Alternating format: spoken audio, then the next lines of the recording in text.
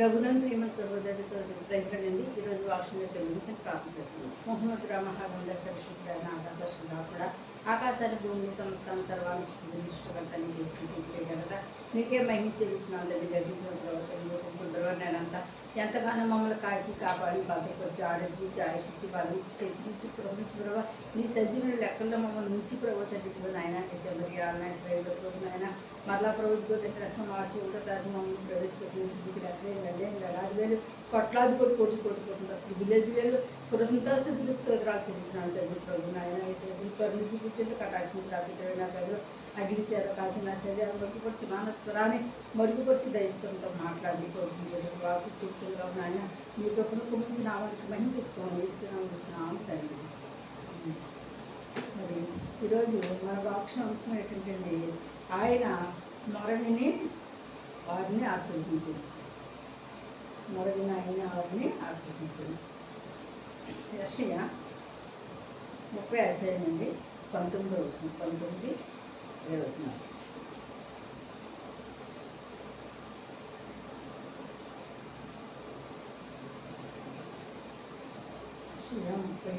సియోనులో యెరూషలేములోని ఒక జనం కాపురముండెను. జనమా నీవింక నీ ఏమాత్రము కన్నీళ్లు విడవవు. అయినా నీ మొర్ర విని నిశ్చయముగా నిన్ను కరుణించును. ఇక్కడ ఏమన్నారండి ఆయన? సియోనులో యెరూషలేములో ఒక జనం కాపురముంటుందండి. అంటే సియోన్ అనే ఒక గ్రామంలో ఎవరున్నారంటండి? ఒక జనం అంటే చాలామంది అక్కడ ఉన్నప్పుడు కాపురాలు ఉన్నారంటండి. ఆ యొక్క ఊరిలో అనేక మంది జనాలు కాపురం ఉండగా వాళ్ళంటే ఎప్పుడు కూడా వ్యాధులతోటి కన్నీటితోటి ఏ సమస్యలతోటి బాధలతోటి మరి బాధపడుతూ ఉన్నారంటండి. వాళ్ళు ఏం చేస్తారంటే ఎప్పుడు చూసినా కన్నీళ్ళు విడుస్తూనే ఉన్నారంట. దేవుడు వాళ్ళకి ఒక వాగ్దానం ఇస్తున్నాడు. ఏ వాగ్దానం ఇస్తున్నాడంటే మీరు ఎంత మాత్రం ఏమాత్రమో మీరు కన్నీళ్ళు విడవరనేసి మరి దేవుడు చెప్తున్నాడు కనుక మరి ఈ యొక్క మార్చి నెల 1వ తారీఖు కూడా దేవుడు మార్చిన వాగ్దానం ఏమాత్రం మీరు ఇంకా కన్నీళ్ళు మరి మీకు ధైర్యం ఉందా? అవును, దేవుడు చెప్పిన మాట మరి ఆయన నీ పట్ల నెరవేర్చాలనేసి మరి నిత్యము కన్నీళ్ళు ఇస్తూ ప్రతి నెల కూడా ఏదో సమస్యతో ఏదో బాధతో ఇంతవరకు కొట్టుకుంటూ ఆడిపోతున్నాం. కానీ ఈ నెలలో దేవుడిని ఇచ్చిన వాగ్దానం ఏంటంటే ఆ యొక్క మరి యెరూషలేములో నివసిస్తున్న ఆ జనాలకి ఎలాగైతే చెప్తున్నాడు అలాగే నీకు కూడా దేవుడు చెప్తున్నాడు. నువ్వు ఏ గ్రామంలో నివసించినా ఎక్కడ నువ్వు ఉన్నా ఏ పరిస్థితితో నువ్వు ఉన్నా సరే నీకు ఆయన చెప్పిన మాట ఏంటంటే నువ్వు ఎంత మాత్రమో కన్నీళ్ళు ఎడవని. కన్నీళ్ళు ఎవరు తుడిస్తారండి? దేవుడు తుడిస్తాడు. ఎందుకు తుడిస్తాడంటే నువ్వు మొరపెడుతున్నావు కనుక, నువ్వు ప్రార్థన చేస్తున్నావు కనుక ఈ నెలైనా నా జీవితంలో ఒక అద్భుతం చూస్తాను, ఈ నెల నా జీవితంలో ఒక ఆశీర్వాదం చూస్తానా, దేవుడు ప్రతి నెల కూడా నేను ఇలాగ బాధతోనే ఉంటానా అని ఎవరైతే దేవుని కొరకు ఎదురు చూస్తూ కనిపెట్టి ప్రార్థిస్తున్నారో ఈ నెల కాకపోయినా వచ్చి నెలని సరే నాకు కరుణిస్తాడని ఎదురు చూస్తున్నారు. మరి ఈ 3వ నెలలో దేవుడు ఏం చేస్తాడు చెప్పండి? మిమ్మల్ని ఖచ్చితంగా మీ కన్నీళ్ళు ఎడవకుండా ఆయన మిమ్మల్ని కరుణిస్తానికి దేవుడు వాగ్దానం చేస్తున్నాడండి. ఇక్కడ ఆయన అంటే మొర ఏంటండి? నువ్వు నేను పెట్టిన మొర అంటే నిశ్చయముగా ఏం చేస్తున్నా ఆలకిస్తాడు. మరి దేవుడు ఆలకించే దేవుడు, ప్రార్థన ఆలకించే దేవుడు కనుక మరి సర్వ శరీరం అంటే ఎక్కడ రావాలండి? దేవుని ఎత్తుగా రావాలంట. దేవుడు ప్రార్థన ఆలకించేవాడు కనుక ఆయన నీ ప్రార్థన నా ప్రార్థన ఆలకిస్తాడు కనుక ఆయన ప్రార్థన కోసం మనం ఏం చేయాలి చెప్పండి? మన ప్రార్థన కోసం మనం ఎక్కడ రావాలి చెప్పండి? దేవుని మందికి రావాలి. ఈ ఆన్లైన్ ప్రేయర్లో ఎంతమంది అయితే విశ్వాసంతో నమ్మకంతో ఈ యొక్క దేవుని యొక్క మాట్లాడుతున్నారో లేదా విశ్వాసంతో నమ్మకంతో యూట్యూబ్ ద్వారా ఈ యొక్క దేవుడు మాట్లాడుతున్నారో వాళ్ళ జీవితాల్లో దేవుడు ఏం చేస్తుంటే కన్నీళ్ళు చూసే దేవుడుగా ఉన్నారండి. మీరు ఇక కన్నీళ్ళు ఎడవకుండా మీకు సంతోషకరమైన మరి ఒక వార్త వినిపించడానికి సొంతంగా ఉన్నాడండి. మరి రోగంతో బాధపడుతున్నారా? వ్యాధులతో సతమతమైపోతున్నారా? అప్పు సమస్యలో ఉన్నారా? ఆర్థిక ఇబ్బందులతో ఉన్నారా? వివాహం కాక నీ బిడ్డలకే మరి తల్లెడిపోతున్నారా? గర్భఫలం లేక మరి బాధపడుతున్నారా? ఏ సమస్యలో ఉన్నప్పటికీ కూడా దేవుడు మిమ్మల్ని ఏం చేస్తానండి? ఆ సమస్య నుంచి విడిపించి మీ కన్నీళ్ళు తుడిచి మిమ్మల్ని ఆదరిస్తానని చెప్తున్నాడు. ఇక్కడ చూద్దాం ఒకసారి. ఆయన ఈ మాట వినగానే నీకు ఉత్తరం ఇచ్చాను. ప్రభువు నీకు క్షమాపణలు ఇచ్చి ఇక మీదట నీ బోధకులు దాగి ఉందురు. నీ బోధకులు దాగి ఏమన్నారంటే మరి నీ ఎట్టి పరిస్థితిలో కూడా ఎవరి పట్ల కూడా నీకు భయపడిన అవసరం లేదు. దేవుడు అన్ని క్షమాపణలు ఇస్తాడంట. నీ కుటుంబ క్షేమంగా ఉంటుంది, నీ బిడ్డలు క్షేమంగా ఉంటారు. నువ్వు చేస్తున్న ప్రతి పనిలో కూడా నీకు అనారోగ్యంతో ఎప్పుడు ఏ పని చేద్దామన్నా ఇప్పుడు ఎక్కడికి వెళ్దామని ఏం చెప్పండి అనారోగ్యంతో బాధపడతాము. అనారోగ్యం నుంచి పూర్తి స్వస్థత పూర్తి విడుదల పొందుకుంటారు కూడా దేవుడు చెప్పినట్టుగా ఆర్థిక ఇబ్బంది కదా అనారోగ్య సమస్య నుంచి మరి భయంకరమైన వ్యాధుల నుంచి కూడా దేవుడు విడిపించలేక ఆయన శక్తివంతుడు కనుక ఎంత మాత్రం భయపడకపోతే మనం ఏం చేయాలి చెప్పండి విశ్వాసంతో నమ్మకంతో ఇన్ని దేవుడు ఈ వాగ్దానం నా పట్ల నెరవేరుస్తాడని మరి ప్రార్థించండి. దేవుడు ప్రార్థన మీకు ప్రతిబంధిస్తారు. అలాగే మరి ఏ జనము మరి కాపురం ఉంటూ ఏ జనం ఎలా తలడిల్లిపోతున్నారో ఒక్కసారి మరి బైబిల్ గ్రంథంలో చూద్దాం. మత్తయి సువార్త 9వ అధ్యాయము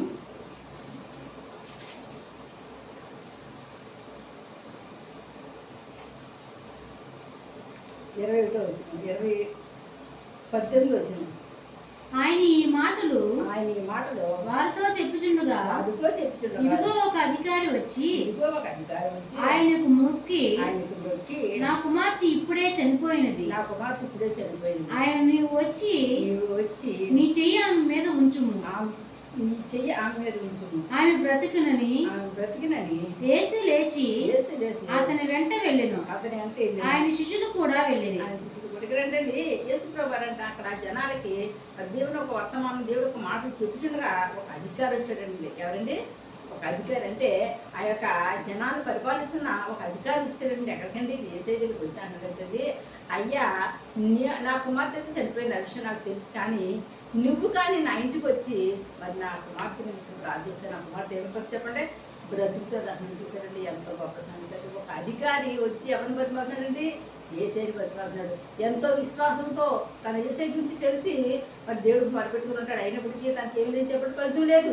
అప్పుడు ఏమనుకున్నాడంటే నా ప్రార్థన నా ఒక శక్తి వల్ల నా బిడ్డ లేవదు, కానీ ఆ యేసయ్య స్వయంగా నా గృహానికి వచ్చి నా బిడ్డ మీద చేస్తే నా బిడ్డ ఏం చేస్తే చెప్పండి లేస్తుంది అనేసి అంటే నా విశ్వాసంతోనంట ఎవరి దగ్గరికి వచ్చేటట్టు తినగా యేసయ్య దగ్గరికి వచ్చిన యేసయ్య దగ్గరికి వచ్చినట్టండి. మరి యేసయ్య అతని మాట వినగానే తన శిష్యులను తీసుకున్నట్టండి వాళ్ళ ఇంటికి ఆయన బయలుదేరేటండి. ఆ సమయంలో ఇదిగో 12 సంవత్సరముల నుండి రక్తస్రావ రోగము గల ఒక స్త్రీ నేను ఆయనపై వస్త్రం మాత్రమే ముడితే బాగుపడతానని తనలో తాను అనుకుని ఆయన వెనుకకు వచ్చి ఆయన వస్త్రము చెంగు ముట్టును. యేసు ప్రభు ప్రయాణమై ఈ రీతిగా ఆయన వచ్చేస్తున్నారండి. ఈ వెనకాల కోడి జనసమూహం ఉన్నారు, శిశువులు ఉన్నారు, ఎంతో జనసమూహం ఉన్నారండి. అయినప్పటికీ కూడా మరి ఆయన ఈ దారి కొడుకుని మరి అధికారికి రావాలంటే మరి దూరం ఉంటుంది కదండి. ఆ దూరం నడిచి వచ్చి లోపల ఇంత జనం అంటే ఏం చేస్తున్నారంటే యేసయ్యని ఎంబడిస్తున్నారంట. ఎంబడిస్తున్న సమయంలో ఒక స్త్రీ అంట 12 సంవత్సరాల నుంచి ఎలా ఉందంటండి రక్తస్రావం గల స్త్రీ అంట. ఆమె అంటే 12 సంవత్సరాల నుంచి ఎంతో మంది వైద్యుల దగ్గరికి వెళ్ళిందంటే ఎన్నెన్నో వైద్యం చేయించుకుందంట, ఎన్నెన్నో మరి మంత్రాలు ఎన్నెన్నో చేయించుకుందంట. కానంట ఆమె ఒంటుకున్న రోగం మాత్రం ఎంత మాత్రము విడుదల కాలేదంట. ఆ రక్తస్రావం ఎంత మాత్రం ఆగిపోలేదంట. ఆవిడకి నమ్మకం కలిగిందంట, ఒక విశ్వాసం కలిగిందంట. అందరూ చెప్తున్నారే, కళ్ళారు అన్నీ చూస్తున్నానే, మరి నా పాపాలు నా శాపాలు ఆ యేసయ్య దగ్గర ఒప్పుకొని నేను వెళ్ళి ఆయనకి సింగు మాత్రమే ముట్టుకుంటే నేను స్వస్థ అవుతానేమో అనే విశ్వాసంతో నమ్మకంతో అండి ఆయన ఏం చేసిందంటండి జనాల మధ్యలోంచి మరి ఆవిడ పాక్కుంటూ వచ్చాడ యేసు ప్రభు వరక పొంగునంటే ఏం చేసినట్టండి తాకిందంటే దేవుడు ఆమెకు మహిమ కలుగుతుంది కాక ఆమె ఎప్పుడైతే ఆ వస్త్రాన్ని తాకిందంటే ఆమె ఏం కలిగిందంటే స్వస్థత పొందుకుంది. ఎన్ని సంవత్సరాలు 1, 2, 12 సంవత్సరాలు పాటలన్నీ పడ్డది. తన దగ్గర ఆస్తి అంతా అయిపోయింది. తనని అందరూ కూడా ఇంకెందుకులే ఇలాగేటప్పుడు కూడా బ్రతకాలు అన్నవాళ్ళు ఒకళ్ళు, ఇలాగ అన్నవాళ్ళు ఒకళ్ళు, ఎన్నెన్నో చుట్టుపుట్టు మాటలు ఎన్నెంతో బాధ అంటే ఆ వేదన ఆ కన్నీరు ఆ మొర ఎవరు చూసారు చెప్పండి? యేసు చూశాడు. చూసిన వెంటనే ఈమె తాకిన వెంటనేంటండి మరి యేసు ప్రభు వారి యొక్క మహిమ ఈమెను తాకగానే ఈమె యొక్క రక్తస్రావం అంటే అంటే ఏమైపోయింది చెప్పండి పెట్టడుందండి. ఎంత గొప్ప సంగతి అండి. మన దేవుడు సర్వశక్తిమంతుడు. ఆయన రోగులు స్వస్థపరిచే దేవుడు, దెయ్యములు ఎలగొట్టే దేవుడు, అద్భుతాలు చేసే దేవుడు, ఆశ్చర్యకరం చేసే దేవుడు, ఆకాశాన్ని భూమిని సమస్తాన్ని సర్వాన్ని సృష్టించిన సృష్టికర్త ఈ జీవితంలో అద్భుతం చేయబోతుంది. జీవితంలో ఆశ్చర్యకరం చెబుతుంది. ఎంత మాత్రమో భయపడకపోతే కానీ ధైర్యం కలిగి ఉండు. ఆమె ఏ రీతిగా అయితే అన్ని కోల్పోయినప్పుడు కూడా విశ్వాసంతో నమ్మకంతో ధైర్యంతో అంత జనం ఉన్నప్పుడు కూడా మరి పాపుకుంటూ వచ్చి మరి ఆయన వస్త్రశైలి ముట్టుకొని అంత ఎలాగైతే స్వస్థ పొందాడు నువ్వు కూడా అలాగే మరి విశ్వాసంతో నమ్మకంతో మరి నువ్వే ఎంత బాధపడుతున్నావో, ఏ సమస్యతో ఉన్నావో, ఏ పరిస్థితుల్లో తట్టుకుంటూ పడిపోతున్నావో అవన్నీ కూడా యేసయ్య పాదాల దగ్గర పెట్టి యేసయ్య పాదాలు పట్టుకో, నీకు కూడా విడుదల కలుగుతుంది. ఇక్కడ చూద్దామండి యేసు వెనుకకు తిరిగి ఆమెను చూచి, యేసు ఎక్కడికి తిరిగి ఆమెను చూసి, కుమారి కుమారి ధైర్యముగా ఉండుము, ధైర్యంగా ఉండు, నీ విశ్వాసం నిన్ను బాగుపరచునుగా నీ విశ్వాసం నిన్ను బాగుపరిచిన చెప్పగా ఆ గడియ నుండి చెప్పగా ఆ గడి నుండి ఆ స్త్రీ బాగుపడును. ఆ స్త్రీ బాగుపడు. దేవుని నామానికి మహిమ కలుగును గాక. ఎప్పుడైతే యేసుప్రభు వారు మరి ఆమెతో మరి నీ విశ్వాసం గొప్పదమ్మా, నువ్వు వెంటనే బాగుపడతావు చెప్పగలి ఆ గడియలోనంట ఆమె యొక్క రక్తస్రావం ఏమిందంటే కట్టెలిపోయిందంట, ఆమె రాగులో మీద పారిపోయిందంట. ఆ స్థితి కారణం చేసి దైవం ఏం చెప్పండి, ఆమె నిలిచి వెళ్ళిపోయిందంటే ఎంత గొప్ప సంగతి అండి. మన దేవుడు అద్భుతాలు చేసే దేవుడు, ఆశ్చర్యకార్యం చేసే దేవుడు. ఈ పట్ల కూడా అద్భుతాలు చేస్తాడు. ఈ విధంగా ఏం చేస్తాడు అండి. అంతలో అందరూ యేసు ఆ అధికారి ఇంటికి వచ్చి పిల్లల గ్రోవులు వాయించి వారిని గొల్లి చేయించు గోల చేయుచుండు జనసమూహము చూసి స్థలము ఈడి ఈ చిన్నది నిద్రించుచున్నదే గాని నిద్రించింది గాని చనిపోలేదని వారితో చెప్పగా వారు ఆయన్ని అపహసించిరి. జనసమూహము యేసుప్రభు వారంట ఆ యొక్క 12 సంవత్సరాల రక్తస్రావం గల స్త్రీ బాగా అయిపోయిన తర్వాత చిన్నగా ఎక్కడికి వస్తాడండి, ఈ అధికారింటికి వచ్చాడంటే. ఈ అధికారింటికి వచ్చినప్పుడు అంటే ఇక్కడ ఏం జరుగుతుందంటే పిల్లలు గొడుగుతున్నారంట. మరి నాట్యంతో మరి ఆమె చనిపోయింది తెలిసి ఆమెని తీసుకెళ్ళడానికి ఆ చిన్నదాన్ని తీసుకెళ్ళడానికి ఏం చేస్తున్నారని బయటలో వాళ్ళన్ని అంగమాలు చేస్తున్నారంట. అలా చేస్తున్న సమయంలో వాళ్ళతో అంటున్నారంట, ఇవన్నీ మీరు ఆఫ్ చేసేది. ఈ కుమార్తె ఈ చిన్నది ఏమైంది చెప్పండి, చనిపోలేదు, ఆమె నిద్రిస్తుందని చెప్పాడంటండి. వాళ్ళంట ఆ మాటకి యేసుప్రభు చెప్పిన మాట కంటే వాళ్ళందరంట అపహాసం చేశారంట, హేళన చేశారంట. వీడు ఎల్లాడే ఉంటాడు, పిచ్చోడే ఉంటాడు, అందుకే ఇలాంటివి చనిపోయిన బిడ్డ ప్రకృతి చెప్తున్నాడు అనేసంటే ఎంతగానో ఆచరించారంట. అయినప్పటికీ కూడా వారి మాటలు ఏమి పట్టించుకోకుండా వాళ్ళకి చెప్పి ప్రభు వారంట మరి ఆమె దగ్గరికి వెళ్ళారంటండి. జనసమూహం పంపివేసి ఆయన లోపలికి వెళ్ళి ఆమె చెయ్యి పట్టుకునగానే ఆ చిన్నది లేచిన. దేవుని నామానికి మహిమ కలుగును గాక. అక్కడున్న చుట్టుపక్కల ఉండి గొళ్ళు ఏడ్చేస్తున్నారు, గోల్ చేసేస్తున్నారు. ఆ బెడ్ చుట్టూరు ఇంటి చుట్టూరు వాళ్ళందరూ కూడా ఇచ్చేటది 2% ఉంటాయి. బయటికి వెళ్ళిపోమని చెప్పాడట. వాళ్ళందరూ వెళ్ళిపోయారంటనే మరి ఆమె దగ్గరికి వెళ్ళాడంట. ఏం పట్టుకున్నాడంటండి, చెయ్యి పట్టుకున్నాడండి. మనుషులు చెయ్యి పట్టుకుని విడిచిపెట్టేస్తారు, దేవుడు చెయ్యి పట్టుకున్నాడంటే నువ్వు చనిపోయినా సరే, నీకు ఏమైపోయినా సరే ఆయన విడిచిపెట్టండి. చెప్పండి, చనిపోయిన ఒక కుమార్తెని ఏం చేశాడు చెప్పండి, బ్రతికించాడు. దేవుని నామానికి మహిమ కలుగును గాక. హల్లెలూయా. ఎందుకంటే మన దేవుడికి అసాధ్యం ఏదైనా ఉందండి, సమస్తం సాధ్యం. కుళ్ళిపోయి 3 రోజులున్న శవాలను లేవనెత్తిన దేవుడు మరి కుమార్తెలు లేవనెత్తలేడా, లేవనెత్తడానికి కుమార్తెని చెయ్యి పట్టుకొని ఉంటుంది. ఆ చిన్నదాన్ని లేవనెత్తుకుంట. అలాగా చిన్నదాన్ని లేవనెత్తడం కారణం ఏంటంటే వాళ్ళ తల్లిదండ్రులు, వాళ్ళ తండ్రి ఒక అధికారి అయినప్పుడు కూడా మరి యేసుప్రభు గారి మీద విశ్వాసంతో నమ్మకంతో మరి ఆయన వచ్చి అడిగాడు కనుక ఆయన యొక్క విశ్వాసాన్ని దేవుడు అక్కడ చూశాడు కనుక ఆ విశ్వాసాన్ని బట్టి అక్కడికి ఏం కలిగిందంటండి, స్వస్థత కలిగిందంట. చదవమ్మా. యేసు అక్కడ నుండి వెలుచుండగా ఇద్దరు గుడ్డివారు ఆయన వెంట వచ్చి దావీదు కుమారుడా మమ్మల్ని కనికరించుము అని కేకలు వేసిరి. ఆయన ఇంట ప్రవేశించిన తర్వాత ఆ గుడ్డివారు ఆయన వద్దకు వచ్చిరి. ఏమంటున్నారంటే ఇక్కడ అంటే యేసుప్రభు మళ్ళీ అక్కడి నుంచి మళ్ళీ ఇంకో చోటకి వెళ్ళిపోయినప్పుడు అక్కడ ఇద్దరు గుడ్డివారంట. ప్రభు వారి దగ్గరికి వచ్చాడు, కేకలు చెప్తున్నారంట, దావీదు కుమారుడా నన్ను కరుణించయ్యా, ఇన్ని అద్భుతాలు చేసావు కదయ్యా, ఆ 12 సంవత్సరాల రక్తస్రావం స్థితి బాగు చేసావు కదయ్యా, చనిపోయిన కుమార్తెను బాగు చేసావు కదయ్యా, మమ్మల్ని మా పట్ల కూడా ఏం చూపించమన్నాడండి, కరుణ చూపించింది. దేవుని నామానికి మహిమ కలుగుగాక. దేవుడు మన పట్ల కరుణ చూపిస్తానంటండి. ఆశ్చర్యకార్యాలు, అద్భుతాలు, స్వస్థతలో, విడుదలలో జరగలేని కార్యాలు జరిగితే కనుక మరి ఎవరి కరుణ కోసం ఎదురు చూడాలండి, మనుషుల కరుణ కోసం కాదండి. ఎవరి కరుణ కోసం ఎదురు చూడాలి, దేవుడి కరుణ కోసం, దేవుడి కృప కోసం, దేవుని యొక్క వాంఛల్యం కోసం, దేవుని యొక్క ప్రేమ కోసం మనం ఎదురు చూసినప్పుడు ఏంటండి ఆయన ప్రేమ, ఆయన కరుణ, ఆయన యొక్క వాంఛల్యం మన మీద ఉన్నప్పుడు ఏంటండి మనం ఎట్టి పరిస్థితిలోని ఎటువంటి పరిస్థితిలో ఉన్నప్పటికీ, ఎటువంటి ఇబ్బందిలో ఉన్నప్పటికీ, ఎటువంటి బంధకాల్లో ఉన్నప్పుడు అన్నిటి నుంచి మనకి ఏం కలుగుతుంది చెప్పండి, విడుదల కలుగుతుంది అంటండి. ఆ విడుదల కలగాలని ఈ యొక్క ఇద్దరు గుడ్డివారు కూడా దావీదుకు నన్ను కరుణించమనేసి దేవుడు అంటండి వేడుకుంటున్నారంటండి. 28 ఆయన ఇంట ప్రవేశించిన తర్వాత ఆ గుడ్డివారు ఆయన వద్దకు వచ్చింది. యేసు నేను ఇది చేయగలనని మీరు నమ్ముచున్నారా అని వారిని అడగగా వారు నమ్ముచున్నాము ప్రభువా అని ఆయన చెప్పిరి. ఆయనతో చెప్పిరి. అప్పుడు ఆయన అప్పుడు ఆయన వారి కనులు ముట్టి వారి కన్నులు ముట్టి మీ నమ్మకము చెప్పున మీ నమ్మకము చెప్పున మీకు కలుగును గాక మీకు కలుగును గాక అని చెప్పినంతలో వారి కన్నులు తెరవబడును. రెండు తెరపండి దేవుని నామానికి మహిమ కలుగును గాక. యేసయ్య అంత గొప్ప సంగతండి అని అంటున్నాడంటే ఏమన్నాడంటే, అంటే నేను ఈ యొక్క మీ కన్నులు నేను తెలుస్తాను, మీకు నమ్మకం ఉందా, మీకు విశ్వాసం ఉందా అంటే వాళ్ళు అన్నారంటే, ప్రభువా నువ్వు మా కన్నులు తెలుస్తావు, మాకు ఆ నమ్మకం ఉందాయా, విశ్వాసం ఉందాయా అనేసి అంటే ఇంకా గట్టిగా ఇంకా బలంగా వాళ్ళటండి యేసు ప్రభు సమాధానం చెప్పారండి. ఆ సమాధానం పెట్టారు వెంటనే వాడు ముట్టాడంట. వాళ్ళకి ఏం తెరపడేంటండి, కళ్ళు తెరపడ్డాయంట. గుడ్డు వారి కళ్ళు ఎంత అద్భుతకరంగా తెరిచాడు చూసారు గొప్పవాడు దేవుడు, శక్తిమంతుడు.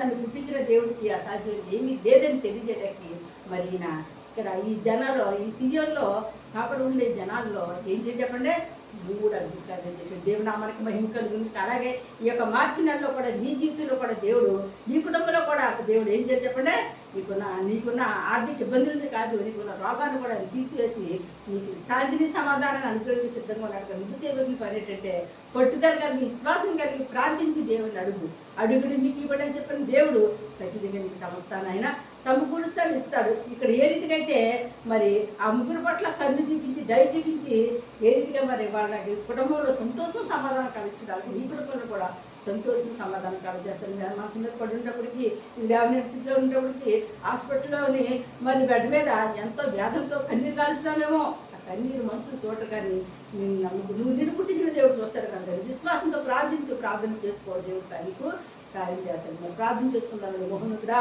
మహాగండ సరస్వతుడా నాదా పరిశుద్ధాత్ముడా ఆకాశాన్ని భూమిని సంస్థాన్ని సర్వాన్ని సృష్టించిన సృష్టికర్త అవును ప్రభువు నాయన యేసయ్య తండ్రి. మరి జనములు చూసిన ఆయన నువ్వు నాయన కనికరి పడ్డాదని వారు పెట్టిన మొర, వారు పెట్టిన బాధ, వారు పెట్టిన ప్రభు ఇది నువ్వు చూసావు తండ్రి నాయన, మరి నువ్వు ఆలకించావు కనుక ప్రభు నాయన వారికి స్వస్థ ఇచ్చావు తండ్రి. ఒకటి కాదు రెండు కాదయ్యా 12 సంవత్సరాలు రక్తస్రావంలో స్త్రీని బాగు చేస్తావు నాయన. వేసే గుడ్డివాడికి కళ్ళు ఇచ్చావు తండ్రి నాయన. చనిపోయిన కుమార్తెని ఎవరైతే నువ్వు గొప్ప దేవుడు శక్తిమంతుడు ఎవరైతే ప్రభు తండ్రి ఈ యొక్క బాధలతో వ్యాధులతో ఎవరైతే ఉన్నారో ప్రభు యూట్యూబ్ చూస్తున్నారో బాబయ్య, యూట్యూబ్లో వాక్యాలు వింటున్నారో తండ్రి వాళ్ళ కుటుంబాలు వేస్తున్న విడుదల కలుగుగా వేస్తున్న పరిశుద్ధాత్మ ఈ మార్చి నెలలో తండ్రి ఒక అద్భుత కార్యం జరిగించబడి పరిశుద్ధాత్మ దారా దిరిస్తారా వనికం దాని కోరికవరా నారా దిరిషారా దిరికవరా దవర దై గురిషం దాని వేసి శక్తిగా నాలో అడ్డు ఆటంకాలు తొలగించబడుతుంది. శాపాన్ని పాపాన్ని కొట్టివేమని అడుగుతున్నాడు. విడుదల వేస్తున్నాంలో కలుగుగా వేస్తున్నా ఆయన ఏసయ్య తండ్రి రాజా రక్షగా దావీదు కుమారుడా మీరు దాటిపోవద్దని ప్రభుత్వాన్ని కేకలు వేసినప్పుడు కేకలే మనలో ఆలోచించిన దేవుడి తండ్రి బిడ్డలు ఎంతమంది ఎత్తుందండి నాయన. వాళ్ళ కుటుంబ పరిస్థితులు బట్టి వాళ్ళ ఆర్థిక ఇబ్బందులు బట్టి ప్రభు నాయన తండ్రి రక్షక నాకున్న భాగాన్ని బట్టి ప్రార్థిస్తున్నారు తండ్రి నాయన. వారి పట్ల ప్రభు చూపించి బాబు కన్ను చూపించి బాబు జాలి చూపించి తండ్రి దయ చూపించి పరిశుద్ధాత్మ స్వస్థపరిచిన ప్రేస్తు రక్తులు విడుదల కలుగును కాక, చీకటి శక్తులు పారిపోని కాక, దుర్శక్తులు దూరపరచబడి కాక, అంధకార శక్తులు వేస్తూ నామూల లైవ్ అయిపోయిన రక్షణ లేని బిడ్డకు రక్షణ, మారు మనసు పరిశుద్ధాత్మ లేని బిడ్డకి పరిశుద్ధాత్మ దయచేస్తున్నందుకు స్థితులు స్తోత్రం. గర్భాల బిడ్డలకి గర్భాలను ఇస్తున్నందుకు స్థితులు, వివాహం బిడ్డకి వివాహాలు జరిగిస్తున్నందుకు స్థితులు స్తోత్రం. ఉద్యోగాలు ఏ బిడ్డలకు ఉద్యోగాలు ఇస్తున్నందుకు స్థితులు స్తోత్రాలు చెల్లిస్తున్నారు. రోగంతో మంచాన్ని పెట్టేసిన బిడ్డని లేవనెత్తినందుకు నీకు స్థితులు స్తోత్రాలు చదువుకునే బిడ్డలకు నాయన పరిశుద్ధ మంచి మార్గ భాషలో ప్రభు చూపిస్తున్నందుకు స్థితులు స్తోత్రాలు చెల్లించడానికి తండ్రి.